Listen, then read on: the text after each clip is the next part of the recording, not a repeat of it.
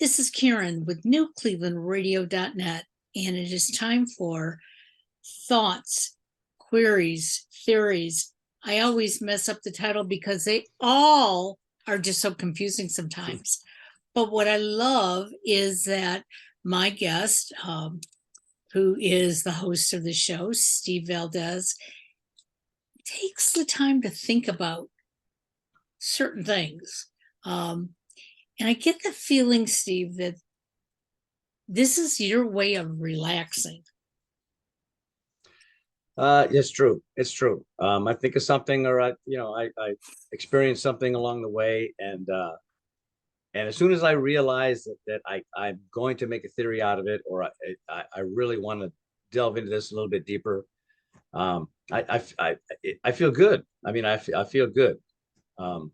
It takes my mind away from all the other things going on, and I can access that part of my creativity and put all the other stuff aside. I mean, there's so many things going on right now, so many with everybody too. But I don't think about traffic. I don't think about jobs. I don't think about hassles. You know, it just it just allows me to kind of go someplace else for a while. And Absolutely. And I really enjoy being in that place. You know, so I try to do it as often as I can.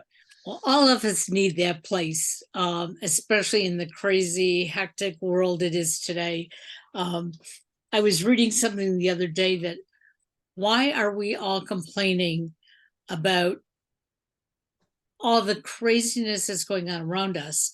Because in the pioneer days, people got up at 3 o'clock in the morning and they didn't go to sleep until late at night, and they were constantly working.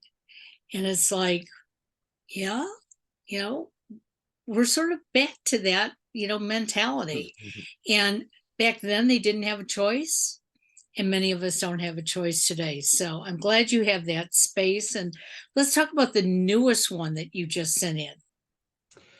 That's right. Yeah, this one just sent to you, like you said. I think at one point I wanted to do a series of theories, men and women, how men are different than women, this and that, and I would do part 1, part 2, part 3, part 4, because a lot of the ones I do involve either men or women, or the interaction between the two. Right. And that's what this one is. I mean, I never did that. I just decided not to. But that's what this one involves. This is theory number 46. It's called the right question and the wrong question. I've been married for a little more than 40 years to a woman, binary, female, 2 X chromosomes, just to clarify for my LGBTQ plus audience. I've also been in management for 25 years, supervising both men and women. Obviously, there have been times when both my wife and some of my female employees have been upset. Fortunately, not too often at the same time. So after all these years of experience dealing with women being upset, I believe I've finally figured out the right way and the wrong way to approach this issue. There are 2 very similar questions that you could ask in a situation like this that will yield 2 very different results. The first question is, are you upset? This is a fairly open-ended question. You notice something out of the ordinary, you're showing concern, and you leave it up to them to decide whether they want to talk to you or not. In short, you're making it about them. Second question is, why are you upset? This one is much more accusatory. You're already assuming something is wrong and that they somehow have to justify to you why they're upset. It comes off like you're upset that they're upset. Now it's more about you than them.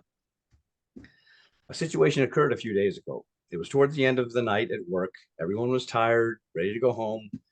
And I noticed one of my female workers was obviously having a hard time with something.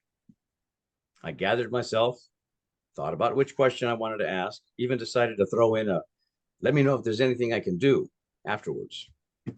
Armed with this ammunition, I confidently approached her, assured in my problem-solving techniques, and promptly asked the wrong question.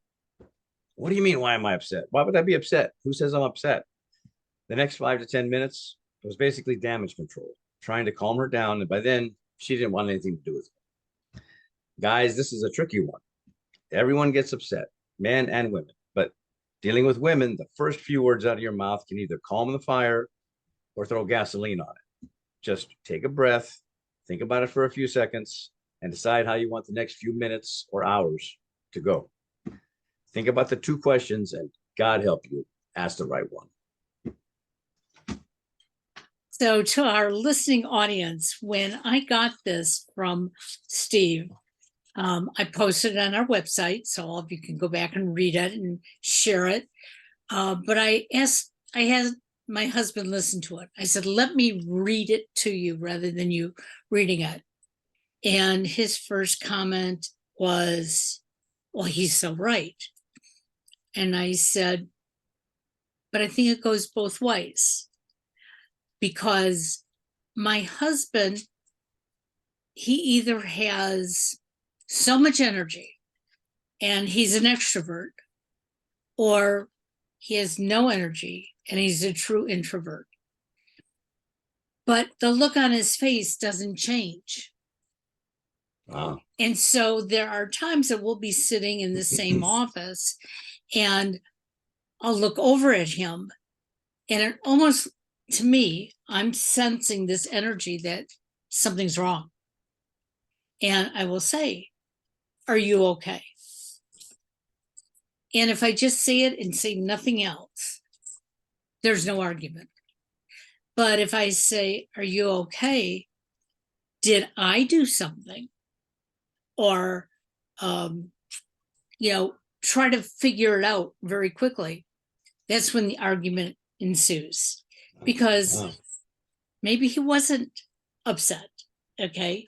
Or maybe he is, but just doesn't want to talk about it. And so I'm finding that I'm very cautious of what I say to people now, especially strangers.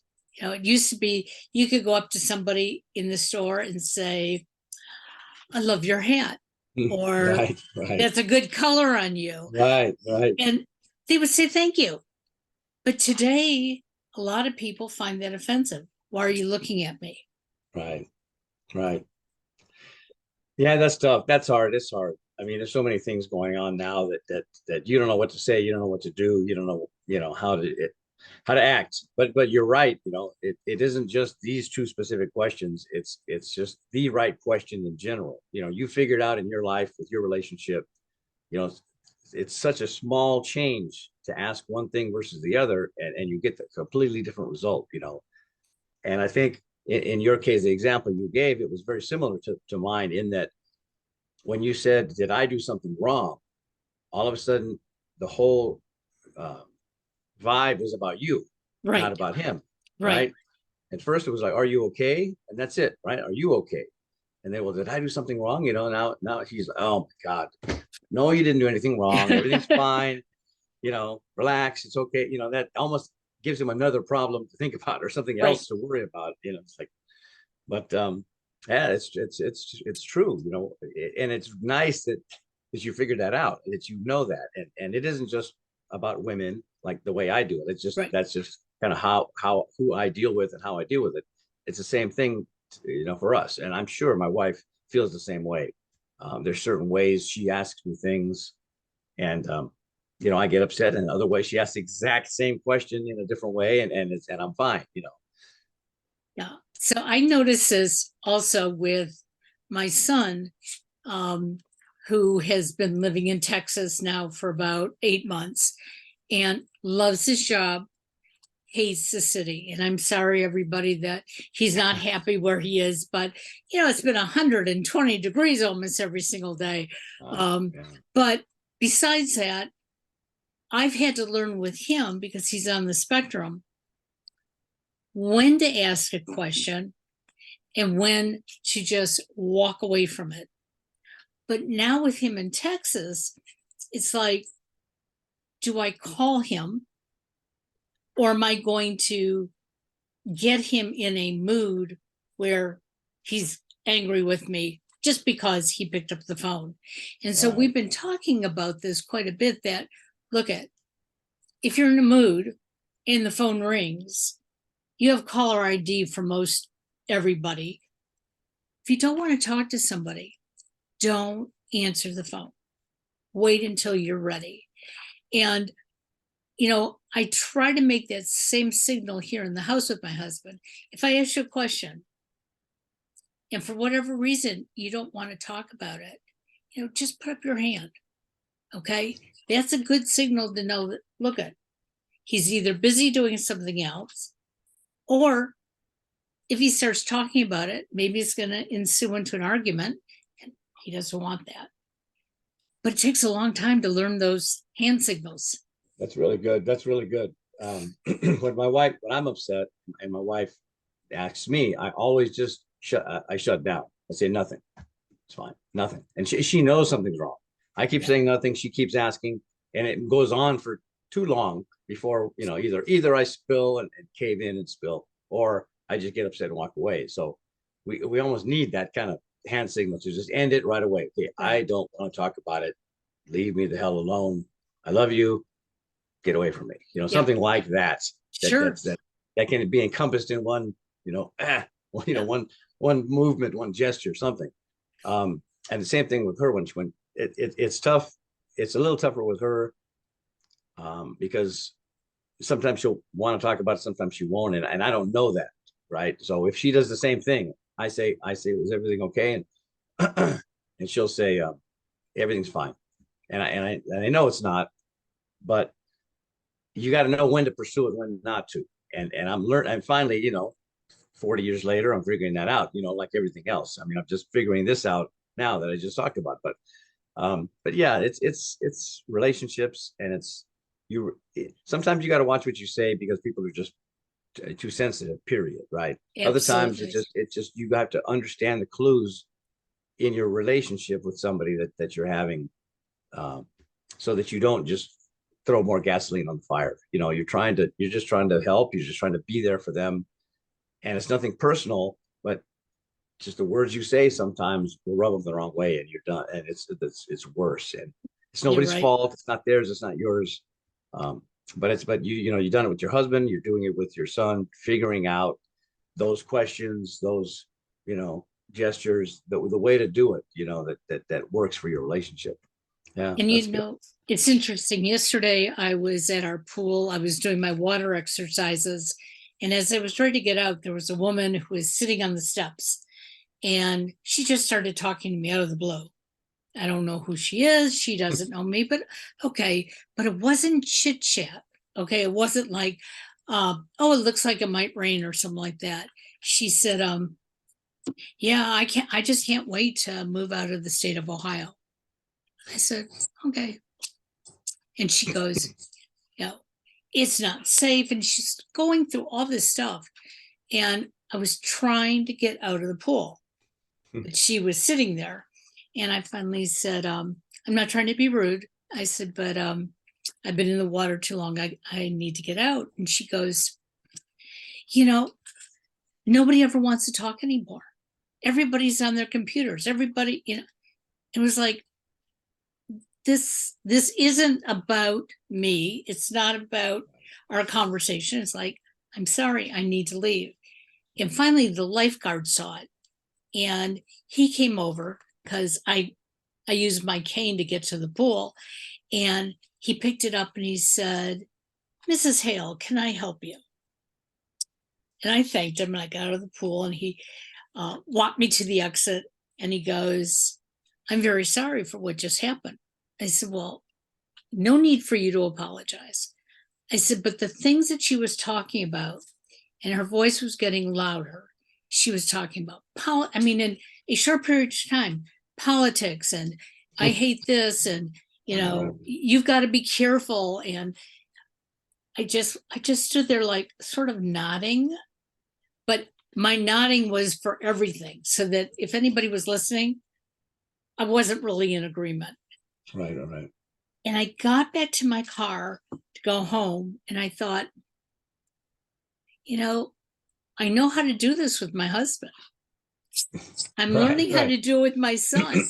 Well, what do you do with a stranger? Right. And in today's world, you don't know who you can upset and who you can't. Right. So right. And I think you were, there's nothing you could have said No, or done to not have her be upset. If she was upset in general, and she has a point, that yeah, she's right. People are too much into their phones. They're into some kind of tablet, some kind of device. They don't talk to each other.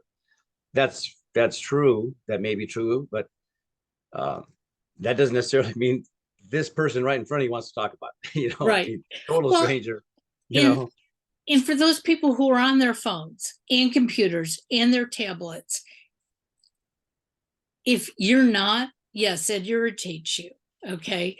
But most of the people who are doing that, they're communicating with the other people who are on their phones and tablets, and that's their way of socializing. And it's like, I don't have to like it, but you know what? I have to acknowledge that it's happening, and okay, I'll walk around it if I need to.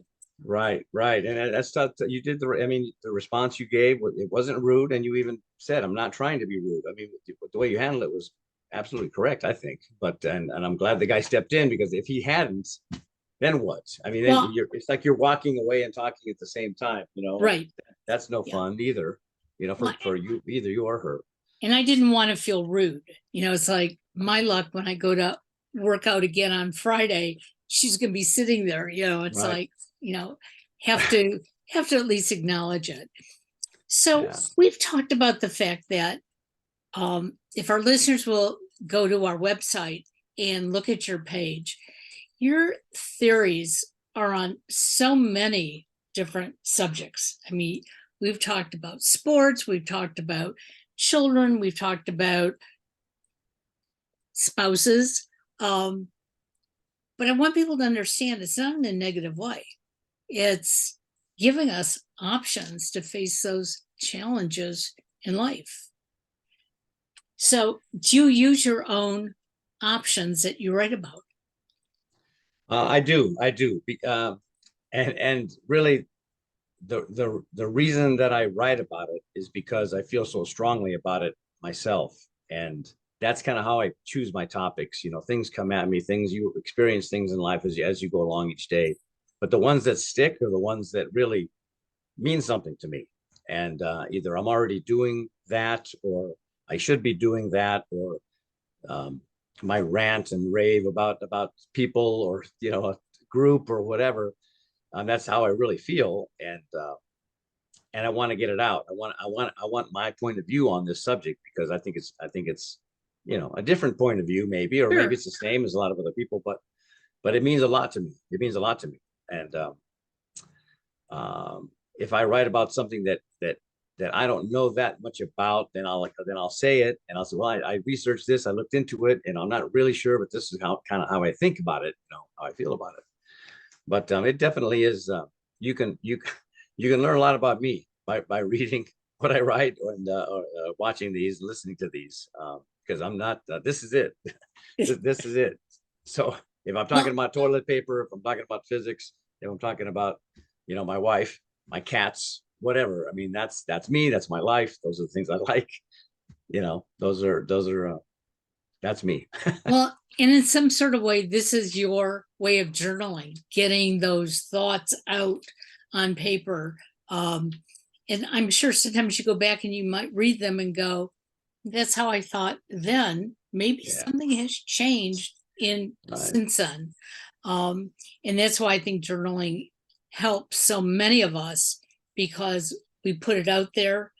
Sometimes we share it for people to read. Sometimes we just keep it close to ourselves. But you've written about baseball in the past, and baseball is really changing. Do you think them speeding up the game this year has really helped keep people involved?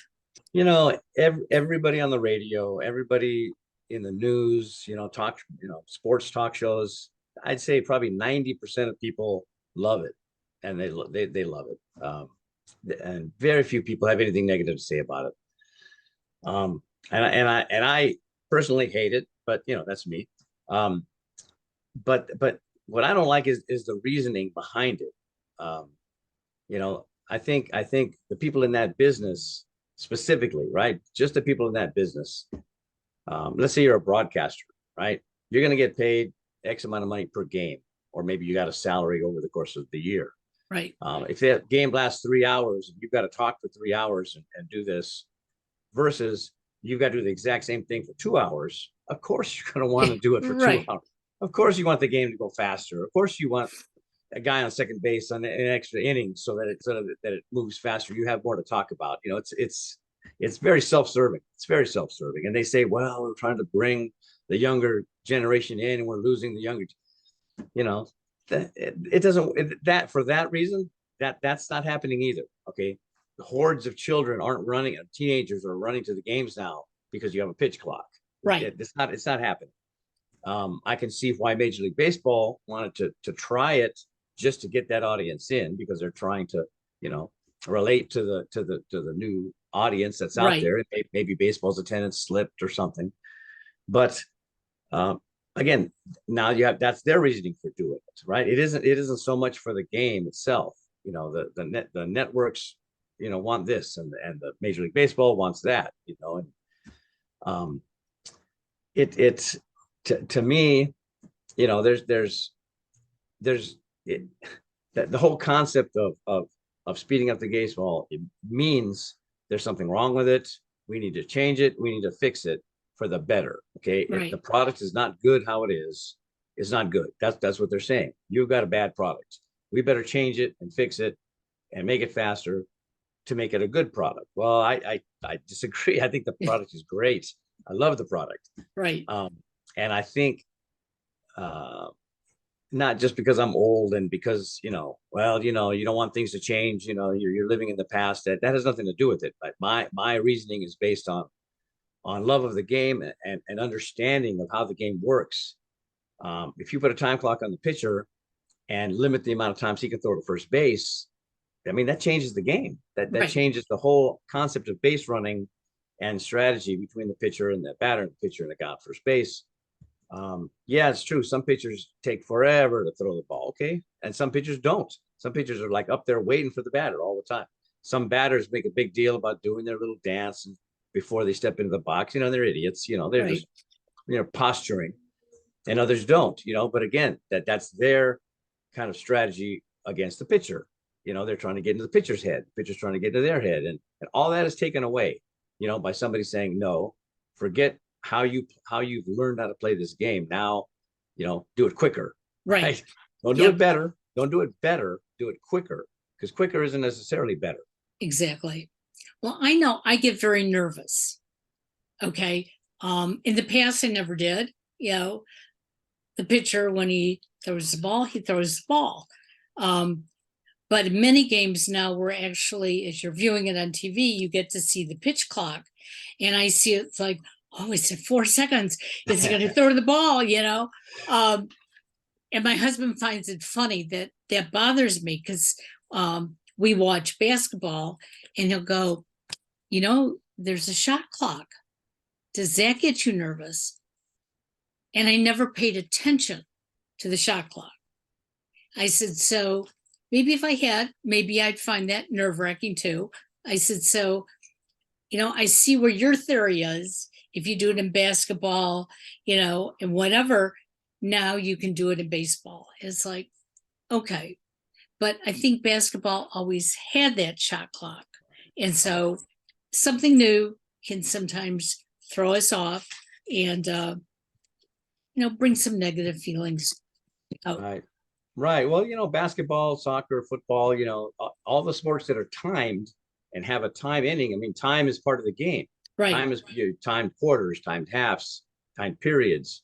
The whole concept is time, and how many points can you score in that amount of time, and you only have so much time. You know, that's what it's based on, right? And baseball was always different because there was no time limit. So to interject time into that is huge. It's huge. Okay, you know, you're not doing a start and a finish, and you know, but you never know. I mean, it could be, well, okay, an inning can only last 45 minutes now. Any more, we have to stop it. You know, even if there's only one out, two people on, well, you hit the 45-minute mark. Now we got to go to the next inning. You can see it coming just because, you know, that's what they want to do. So yeah, I don't like it. I don't like it. I get it. You know, but you know, they're going to do it. It's going to change. It's going to change again. It's going to change even more so in the future because the people that are in charge of changing it want it for their own reasons, and we just have to deal with it, right? I don't like watching that little clock. But then again, back in the day when you watched a baseball game, there was nothing else on the screen but the game. Okay, now Right. you got that little thing in the bottom corner. It's got the score and how many strikes, which is kind of good information to have, but it does take up that space, Yep. right? Like this much space of the screen. You're like, damn, I wish I had that. I mean, it's just me. I want the big picture. But what are you gonna?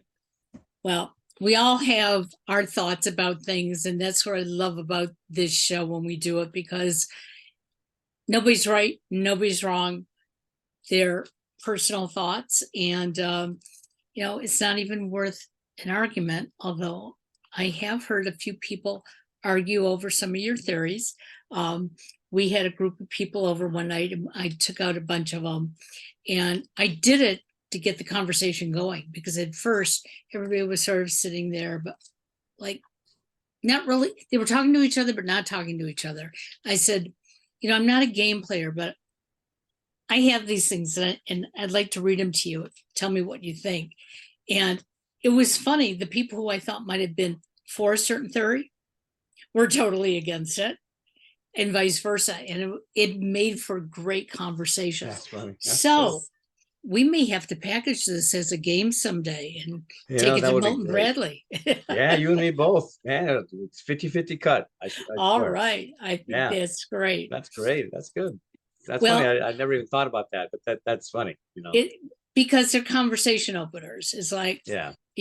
I don't have to talk about politics. I can find something else in there. And the one thing that I did, the first one we started was with the baseball one, and everybody was like, totally different sides. It was Right. interesting. And then of course I said at one point, do you mind if I record some of this, because my son would love to hear.